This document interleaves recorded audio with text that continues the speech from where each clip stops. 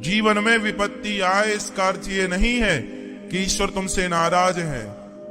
जीवन में विपत्ति आए तो ये समझ लेना कि विधाता की नजर तुम पर है, तुम पर बहुत बड़ी विपत्ति आने वाली थी, उस बड़ी को बहुत थोड़े में ईश्वर ने निपटा दी है। इसलिए ईश्वर का थैंक यू, धन्यवाद। विपत्ति आए, संकट आए तो भी भगवान को आप भूलें नहीं, क्योंकि भगवान के रास्ते पर जब चलोगे तो भगवान एक या दो बार आपकी परीक्षा जरूर लेंगे। यदि उस परीक्षा में पास हो गए तो फिर जीवन की आखिरी श्वास तक, तुम्हारे आने वाली तमाम पीढ़ियों तक कोई संकट नहीं। पर आपको वो एग्जाम पास करना होगा। कौन सा एग्जाम? सुदामा के जीवन में भी उनको एग्जाम देना पड़ा।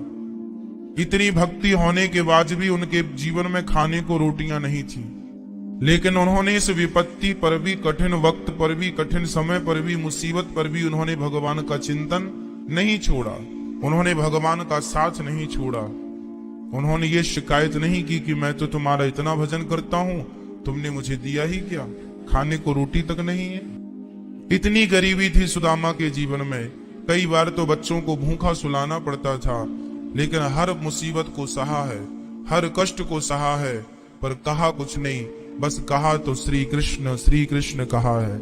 और जब भक्त ऐसा होता है कि प्रभु जितना संकट आए आने दो, कष्ट आए आने दो, विपत्ति आए आने दो, मैं आपको नहीं छोड़ूंगा, बस वही भक्त की सच्ची भक्ति है। और भगवान देखते हैं कि ये विषम परिस्थिति में भी मेरा साथ नहीं छोड़ा, बस वो पक जाता है भक्त, भगवान फिर उसे कभी नहीं छोड़ते। ऐसे भक्त का भगवान त्याग नहीं करते।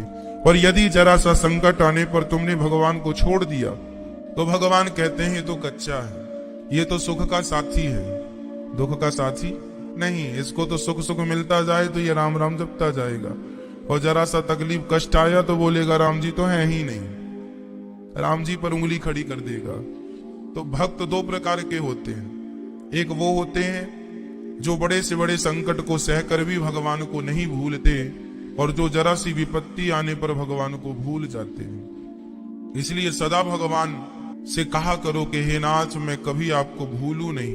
रही विपत्तियों की बात, रही संकटों की बात, यदि आज आपके जीवन में संकट है तो भगवान को धन्यवाद दो और कहो कि ये वक्त भी गुजर जाए, ये वक्त भी गुजर जाएगा। यदि आज दुख का वक्त है, सदा एक सा समय नहीं होता। ये जीवन, ये संसार एक मेला है, और इस मेले को देखने वाले हम हैं, आप हैं। मेला तो सदा रहेगा, पर देखने वाले हम और आप सदा नहीं रहेंगे। ये वक्त एक सा नहीं रहता। इसलिए जीवन की ये जरा जरा सी सच्चाइयां आप जानने लग जाओगे, समझने लग जाओगे, तो आपके जीवन का ये दुख दर्द कम हो जाएगा। प्रकृति के बदलाव को आप महसूस कीजिए। ये प्रकृति परिवर्तनशील है। जैसी आज है वैसी कल नहीं रहेगी, और जैसी कल थी वैसी आज नहीं। जो वक्त आज आपका है ये वक्त कल आपका नहीं रहेगा, और जो कल था वो आज नहीं है। इसलिए ये बदलाव को एक्सेप्ट कीजिए, स्वीकार कीजिए, और ईश्वर का चिंतन करिए। हर पल हर क्षण भगवान का चिंतन। सुख के दिन आए तो भी खुश रहो, दुख के दिन आए तो भी खुश रहो। ईश्वर का केवल थैंक यू, केवल धन्यवाद। कितना संकट आया सुदामा जी पर, कितनी मुसीबतें आई मीराबाई पर, लेकिन इन्होंने किसी भी मुसीबत पर हार नहीं मानी। उन मुसीबतों से डर करके उन्होंने भगवान के भजन को नहीं छोड़ा, और जब नहीं छोड़ा तो भगवान ने ऐसे पकड़ा कि आज किसी का युग बीत गया, किसी की सदियां बीत गई, लेकिन आज तक लोग याद कर रहे हैं उन भक्तों को जिन्होंने मुसीबत पर भी भगवान का साथ नहीं छोड़ा। जीवन में जो हो रहा है सब ठीक है। एक संत जी ने चौराहे पर कुछ उद्दंड लड़के बैठे थे।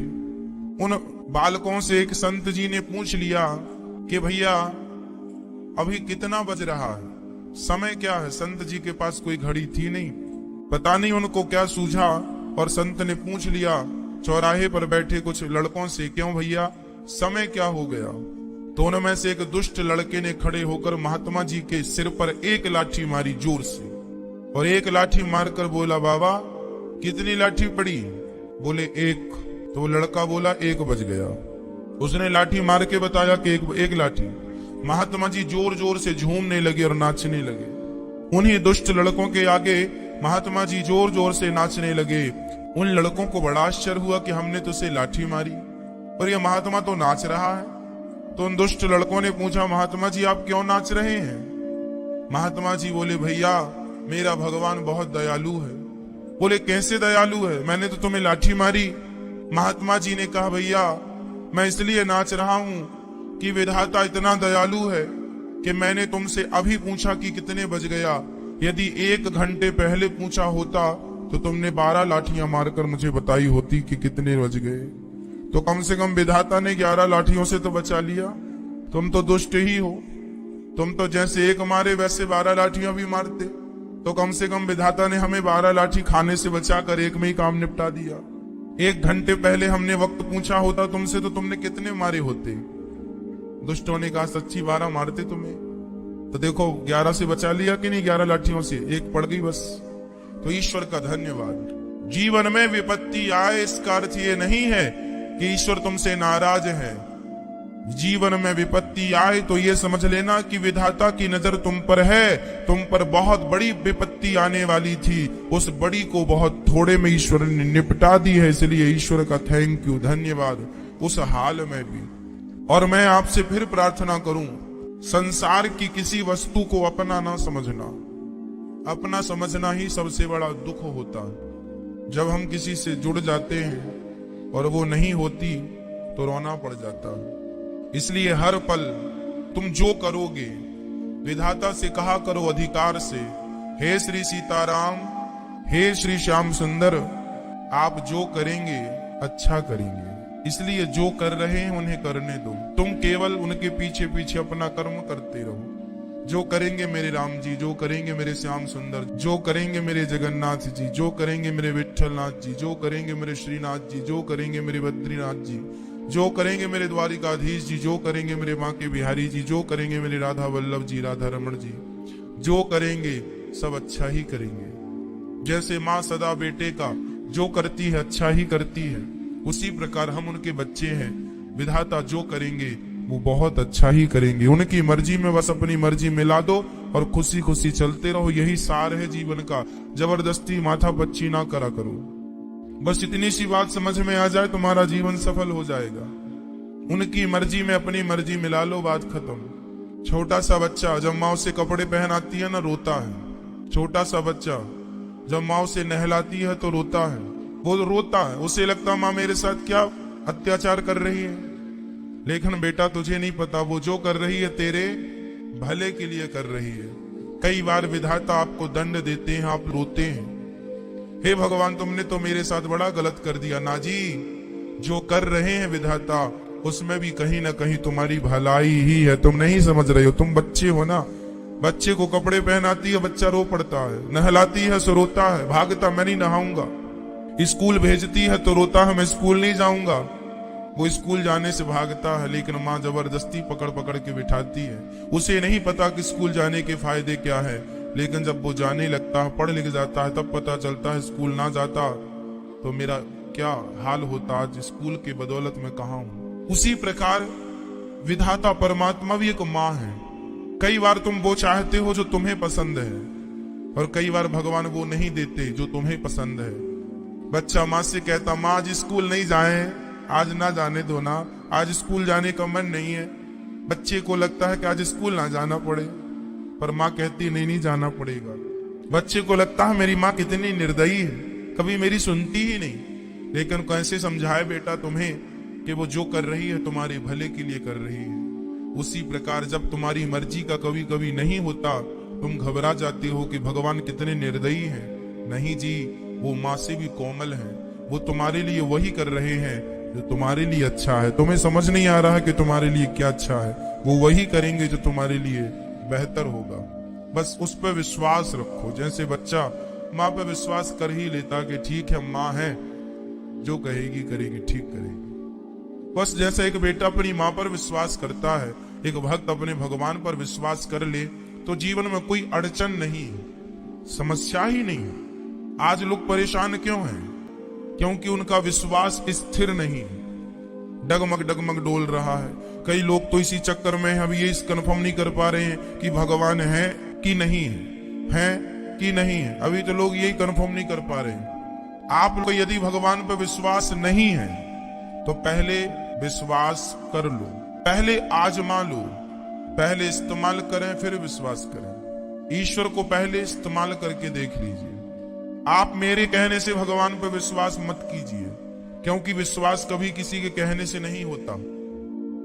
आप मेरे कहने से भगवान पर बिल्कुल विश्वास मत कीजिए। आप एक काम करिए, आप स्वयं भगवान को आजमा करके देख लीजिए, खुद प्रैक्टिकल कर लो ना। ईश्वर है या नहीं, आप ही परीक्षा ले लो भगवान की। भगवान तो सदा हमारी परीक्षा लेते हैं। एक बार तुम भी ले लो भगवान की परीक्षा। तुम लोगे और तुम्हारी परीक्षा पर ईश्वर खरे उतर जाए तो फिर विश्वास कर लेना। फिर किसी के कहने से नहीं है, फिर तो आपने कंफर्म कर लिया। इसके बाद फिर आंख बंद करके विश्वास जो शुरू करना, तो लाख किसी के तोड़ने से भी वो विश्वास ना टूटे। इसलिए पहले आप खुद भगवान की परीक्षा कर लो।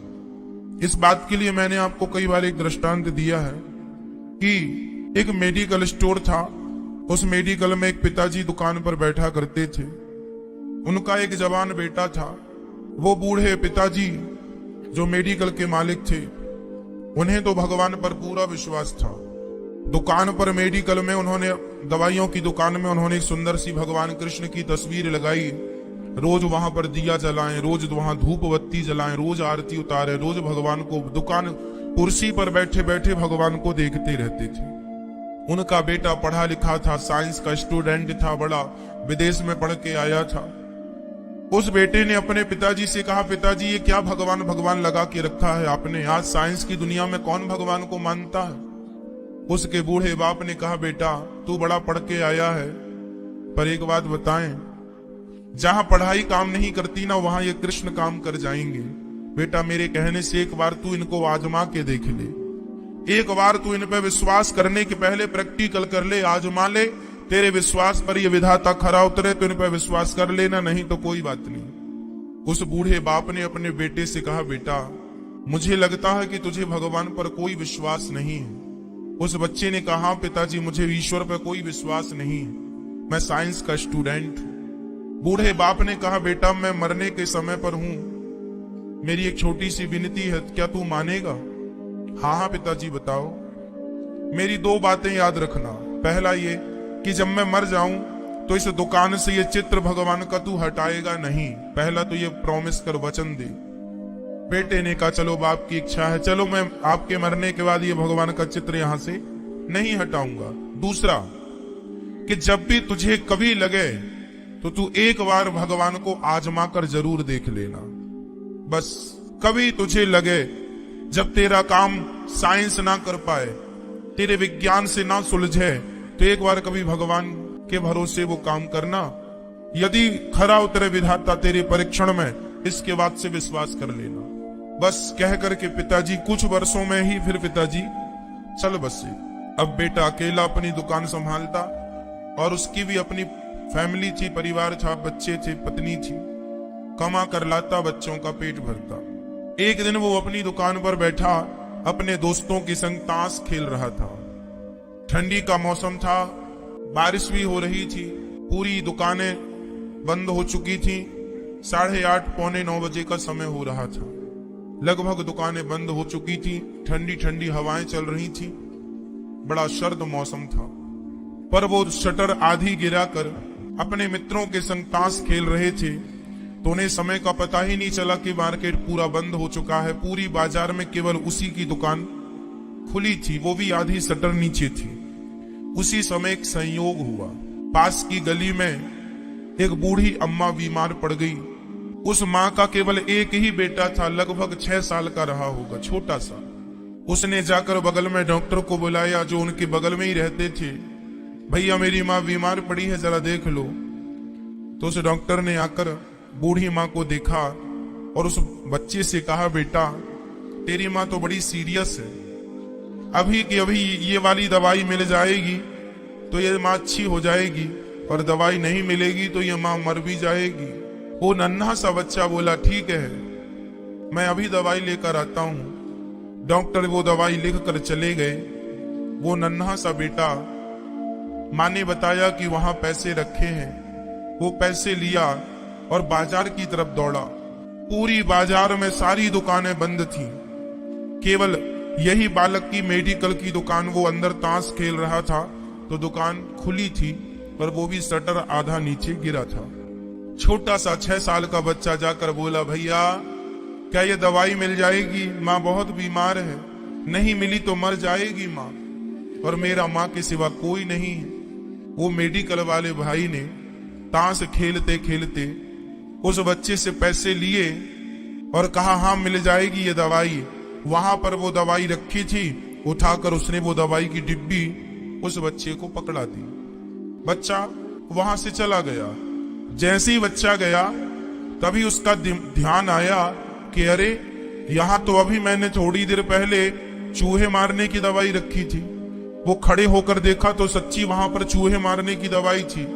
उसके बगल में वो दवाई रखी थी जो उसे देनी थी, लेकिन चूंकि बैठे में उसका हाथ कहीं का कहीं चला गया, बैठे बैठे उसने दिया। ध्यान उसका पत्तों में था, ताश में, तो उसने वो दवाई ना देकर चूहे मारने की दवाई उस बच्चे को पकड़ा दिया। अब तो उसके होश उड़ गए कि हे भगवान, बच्चा कह रहा था कि ये दवाई नहीं मिली तो मर जाएगी, और वो मेडिकल वाला था, वो ये जानता था कि ये दवाई कितनी महत्वपूर्ण है।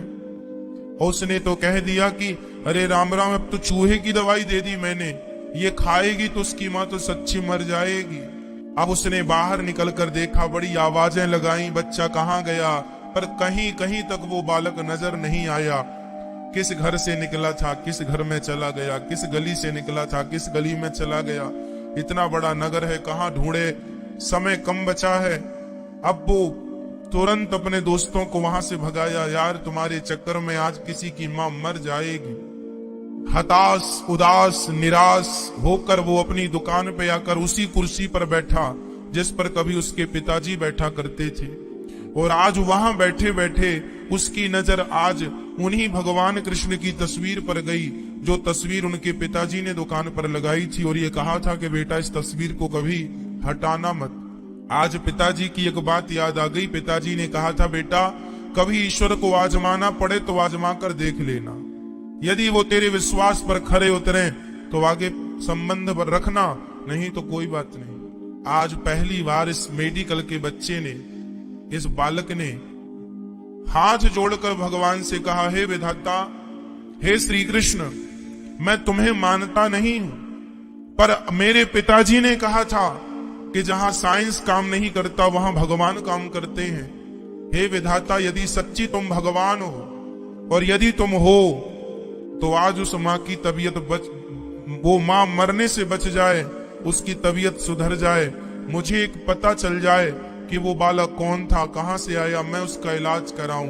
नहीं तो सारी जिंदगी मुझे तड़पना पड़ेगा कि मेरी गलती के कारण किसी एक बच्चे की माँ मर गई, चूहे की दवाई दे दी है मैंने उसे। वो हाथ जोड़े आंसू बहा रहा था कि हे विधाता, यदि तुम भगवान हो तो मेरी पुकार सुन लो। हे विधाता, मैं तुम्हें मानता नहीं हूं, पर आज तुम्हें मैं आजमाना चाहता हूं। यदि तुम सच्ची के भगवान हो तो आज मेरी ये विनती सुन लो, उस बच्चे की माँ को बचा लो। मुझे अवसर दो, उस बच्चे की माँ को बचाने का पता लगाओ। मुझे बताओ कि वो कहाँ रहती है माँ, कौन था वो बालक, कुछ तो पता लगे। अभी वो रो ही रहा था कि वो छोटा सा 6 साल का बच्चा फिर लौटकर उसकी दुकान में आ गया और बोला, भैया क्या ये दवाई फिर से मिल जाएगी? अब इसने आश्चर्य का ठिकाना नहीं रहा, वो बालक फिर से आ गया। इसने अपने आंसू पोंछे और उस बच्चे से कहा, बेटा क्या हुआ, तुमने अपनी माँ को वो दवाई खिला दी क्या? तभी वो बालक रोता हुआ बोला, भैया आपने जो दवाई दी मैं लेके गया, पानी बरस रहा था, मेरे आंगन में मिट्टी थी, मेरा पांव मिट्टी पे पड़ा, मैं फिसल के गिरा और दवाई एक पत्थर पर टकराई और पूरी शीशी टूट गई और पूरी दवाई बिखर गई। मुझे लगा कि पता नहीं अब दवाई मिलेगी कि नहीं, मैं दौड़ कर वापस आया, भैया ये दवाई मिल जाएगी।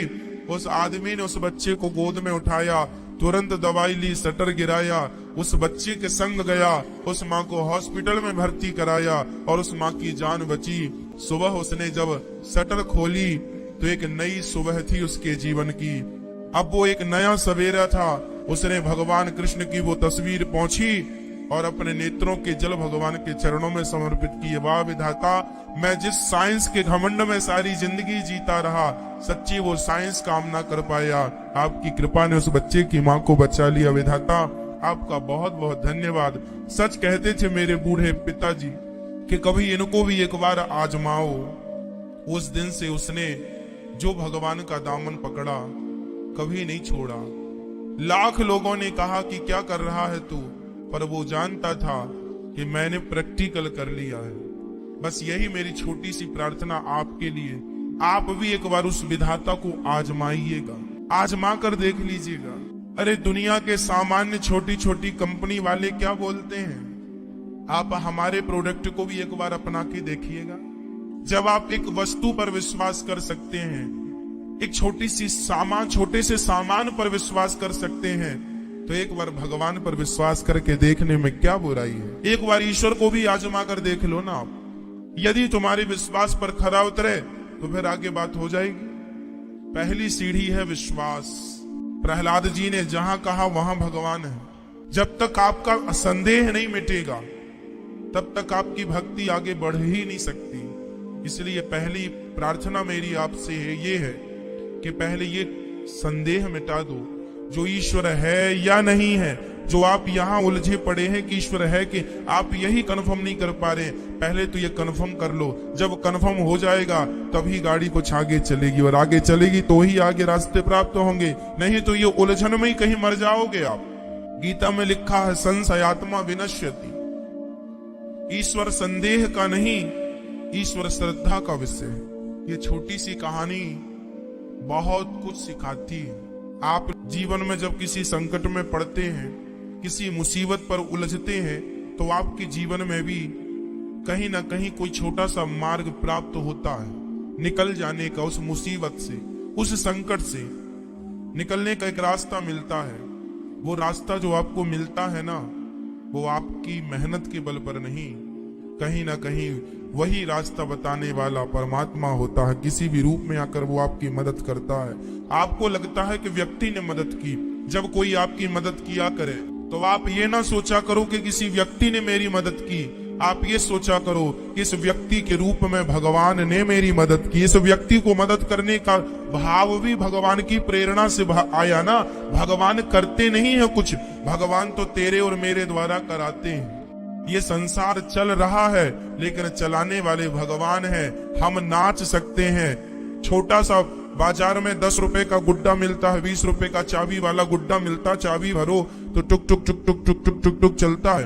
वो गुड्डा गुड्डी वो उतनी देर तक चलते हैं जितनी देर चाबी भरी जाती है। चाबी खत्म, वो यहीं रुक जाता है। उसी प्रकार हम वो गुड्डे हैं और हमारी चाबी तो भगवान भरते हैं। इसलिए जितनी चाबी वो भरेंगे उतना हम चलेंगे। चाबी खत्म, बात खत्म। सब ही नचावत राम गोसाई, उमा दारू जोशित की नाई।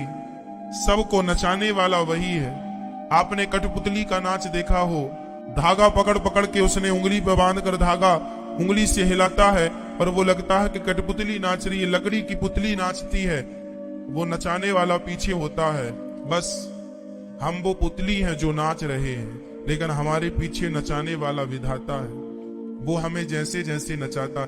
आप किसी को रोटी खिला रहे हैं तो अहंकार ना कीजिएगा कि आपने आज किसी का पेट भरा है। ना जी, उसका पेट तो भरना ही था। ये धन्यवाद दो ईश्वर को कि ईश्वर ने आपके द्वारा उसका पेट भरवाया है। ईश्वर ने आपको प्रेरणा दी, इसलिए आज आपने उसका पेट भरा है। ईश्वर की प्रेरणा ना होती तो आप कदापि उसका पेट ना भरते, और आप ना भरते तो कोई बात नहीं, विधाता किसी और के द्वारा उसका पेट भरवाता। सबका पालनहार भगवान ही है।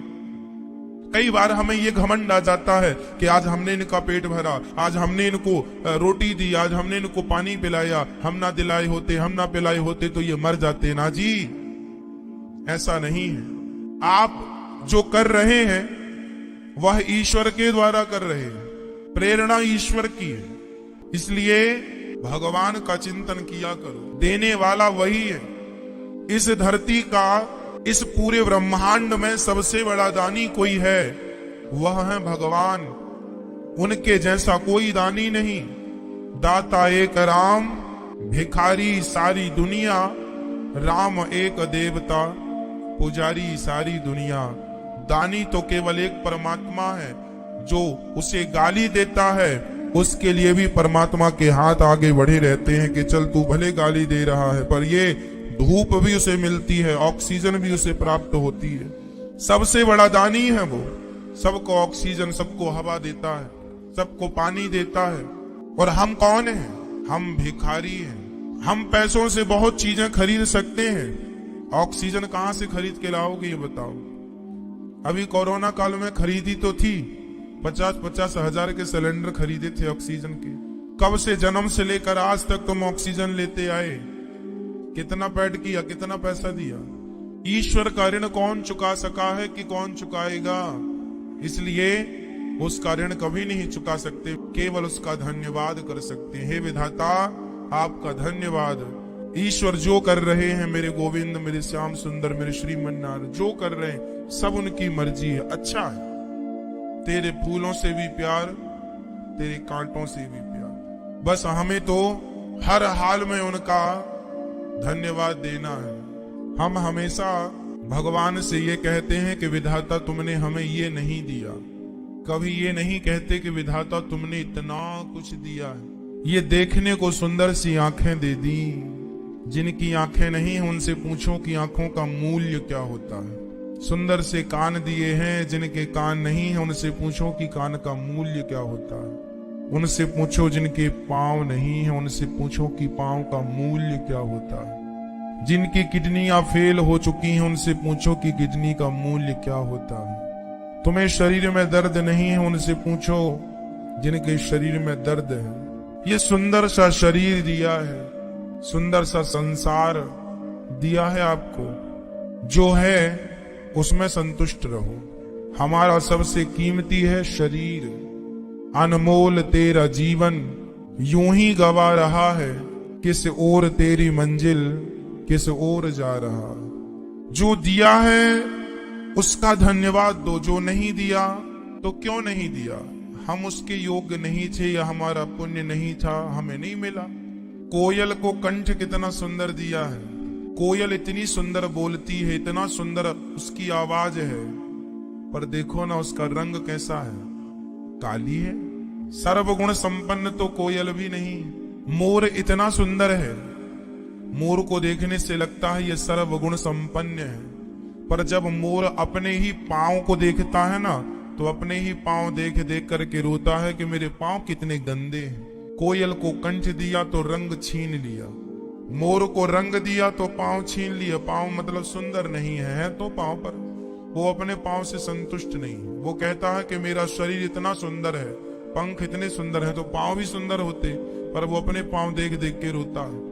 तोता, मिट्ठू, वो मिट्ठू इतना सुंदर है पर वो भी रोता है। एक मिट्ठू पिंजरे के अंदर था, किसी ने कहा क्यों रे तू कितना सुंदर है, तो मिट्ठू रोने लगा। बोले हे विधाता मुझे सुंदर क्यों बना दिया है? क्यों, तू अपनी सुंदरता से खुश नहीं है? मिट्ठू बोला मैं इतना सुंदर हूं इसलिए तो दुनिया वाले पकड़ पकड़ के पिंजरे में डाल देते हैं, मेरी आजादी छीन लेते हैं, मेरी सुंदरता ही मेरे बंधन का कारण है। हे विधाता मुझे इतना सुंदर क्यों बनाया है कि दुनिया वाले मेरी आजादी छीन लेते हैं।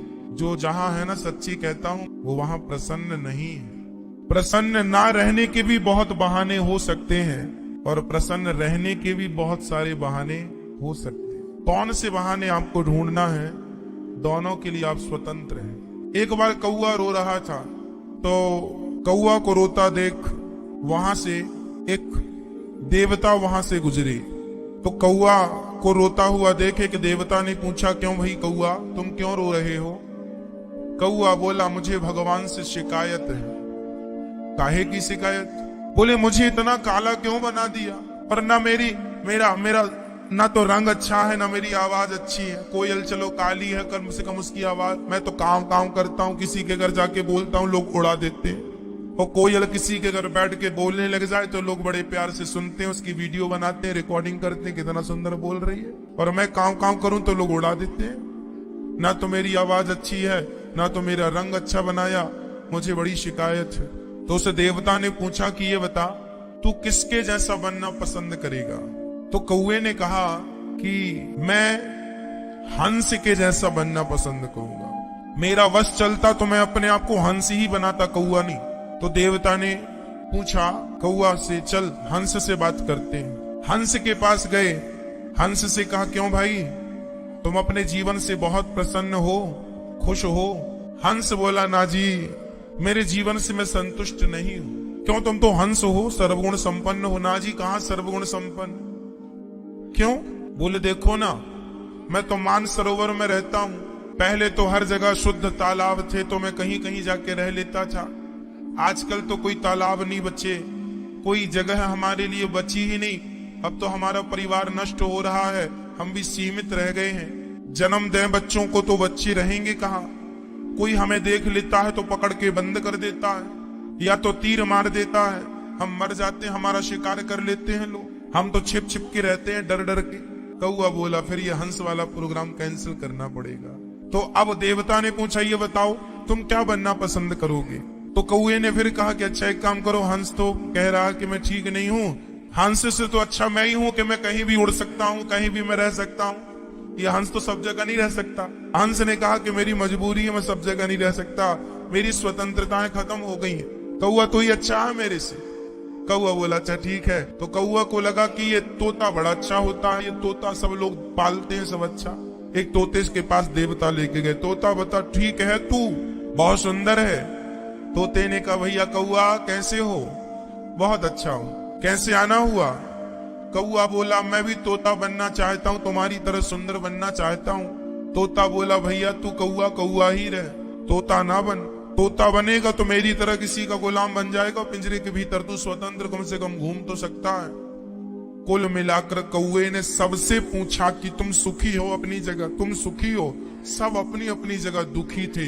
कौआ अंत में यही निकाला कि भैया फिर एक काम करो विधाता, तूने मुझे कौआ बनाया वही अच्छा हूं मैं, जो बनाया वो है ठीक है। कुल मिला के आखिरी में यही परिणाम निकलता है कि आप जहां हैं, जैसे हैं, बहुत अच्छे। आप दुखी क्यों हैं? क्योंकि आप अपने पड़ोसी जैसा बनना चाहते हैं, आप फला के जैसा बनना चाहते हैं। पहला ये सूत्र याद रखिए, जीवन में कभी किसी की तरह बनना मत चाहिए, कभी किसी की तरह मत होइए। आप अपनी तरह रहिए और अपने आप को आगे बढ़ाइए। आपकी तरह ही आप रहेंगे। आज तक कोई किसी की तरह हो नहीं सकता। वो अलग है, आप अलग हैं। आपका फिंगरप्रिंट्स जो है वो आपके अलग है, मेरे अलग है। 135 करोड़ लोग भारत में रहते, दुनिया में ना जाने कितने लोग होंगे, सबके फिंगर अलग अलग हैं। किसी से किसी का मैच नहीं करता। जब विधाता ने तुम्हें किसी से किसी के जैसा नहीं बनाया तो तुम किसी की तरह क्यों बनना चाहते हो? अपनी तरह ही रहो और अपने आनंद में खुश रहो। तुम ही हो, तुम आनंद में रहो, तुम पूर्ण हो अपनी जगह। यदि तुम खुश हो तो प्रसन्न रहा करो, खुश रहा करो। हम मनुष्य हैं, हम पानी के अंदर भी चल लेते हैं, आकाश में भी एरोप्लेन के द्वारा उड़ लेते हैं। कौआ तो केवल उड़ ही सकता है, चिड़िया तो उड़ ही सकती है, हम तो पानी के भीतर भी पनडुब्बी में चल लेते हैं। साधन है, और हम तो संसार में आनंद से रह भी रहे हैं। इसलिए आप बहुत अच्छे हैं, अपनी तरह रहो, किसी की तरह बनने की कोशिश ना करो।